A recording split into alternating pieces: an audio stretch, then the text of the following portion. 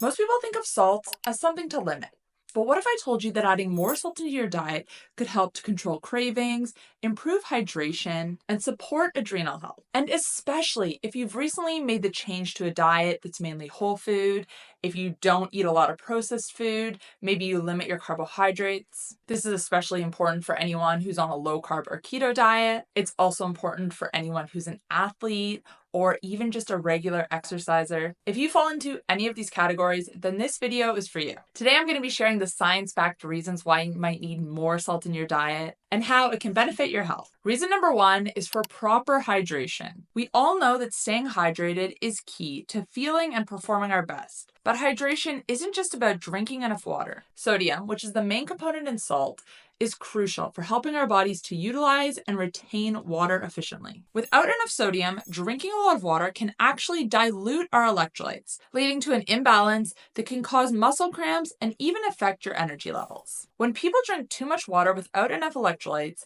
they might experience a condition called hyponatremia, or low blood sodium levels, which can be dangerous. And especially when you sweat, such as through exercise or if it's a hot day, replenishing sodium is important. It's just as important as drinking enough water. The second reason is that salt supports your adrenal health. Our adrenal glands produce hormones that regulate salt and water balance, and they play a huge role in how much salt our bodies need. If you're under a lot of stress, your body's ability to retain sodium can decrease. This can result in symptoms like low blood pressure, fatigue, and even cravings for salty food. Low sodium puts strain on the adrenal glands, which then struggle to maintain proper hormone balance. So if you feel chronically tired, if you're dealing with low blood pressure or experiencing salt cravings, this could be your body's way of signaling you need more sodium. Reason number three is to control hunger and cravings. Now, salt cravings are different to sugar cravings in terms of what they mean for the body. Sugar cravings are often triggered by blood sugar crashes, where salt cravings are typically a physiological need. When your body is low in sodium, this is when salt cravings hit. We start craving salty foods because our bodies want to restore the sodium balance.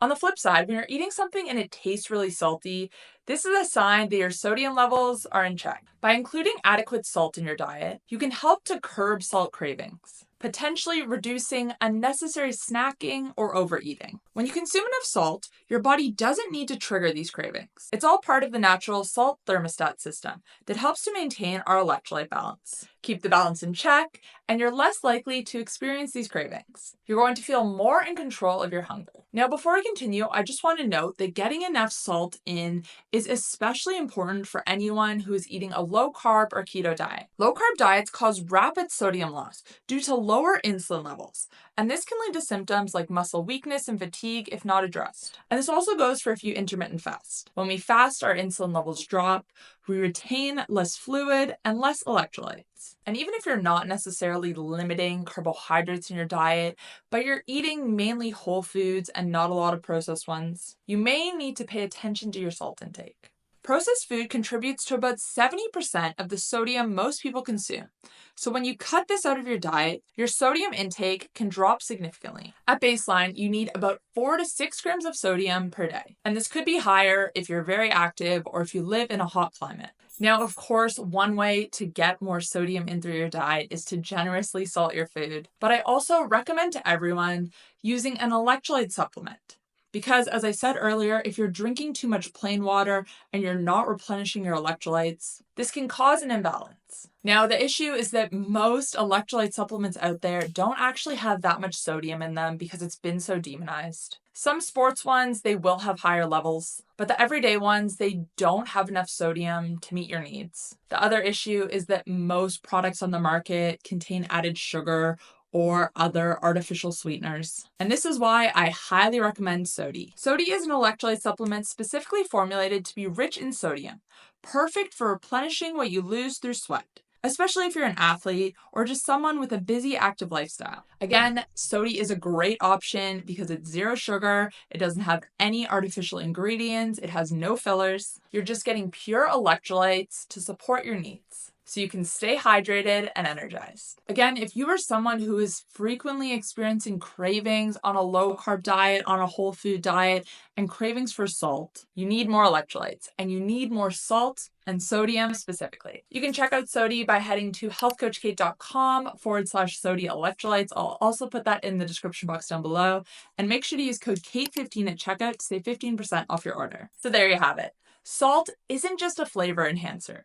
It's critical for proper hydration. It's an essential mineral. We need to be getting it in through our diet. And if you're worried about getting too much, as I mentioned before, processed food is the top source of sodium in our diets. So if you've switched to a whole food diet, you're already getting significantly less. But the good news is that our bodies have systems in place. I talked about this a little bit earlier in order to balance our sodium levels. If we consume too much, it's easily excreted. But if we don't consume enough, then our body has to work really hard to recycle what we already have in our system. Anyways, guys, I hope you found this video helpful. I hope it helped you to see salt and sodium in a new light. Let me know in the comments down below if you have experienced any of these signs and you think you might need to increase your salt intake. I love hearing from you guys and chatting in the comments section. So even if you just want to say hi, leave a comment down below. Thanks guys for watching, and I'll see you next time. Bye.